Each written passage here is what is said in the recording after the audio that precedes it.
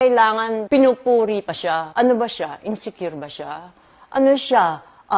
Ego-tripping ba siya? Sabi ko, hindi. Kasi pag pinupuri natin ng Diyos, ang totoong nakikinabang doon tayo. Di ba? Halimbawa, sabihin mo, Ama namin sa langit, ikaw ang pinaka-makapangyarihan sa lahat. Ibig sabihin, pag alam mo makapangyarihan siya, wala siyang hindi kayang gawin para sa'yo. Ikaw ang Diyos na mabuti, ang mabait. Ibig sabihin, mabuti siya, wala siyang iintensyonin na masama sa'yo. Ikaw ang Diyos na mapagpatawad. Ibig sabihin, kahit na nagkasala ka sa Kanya, alam mong papatawarin ka niya. Ikaw ang Diyos na nakakita ng lahat, alam mong alam niya kung ano ang sitwasyon mo. Ikaw ang Diyos na walang imposible. Alam mo rin na kung ano man yung problema na ilalapit mo sa Kanya, kaya niyang solvein yun. Kaya yung pagpupuri sa Panginoon, pampalakas ng pananampalataya natin yun.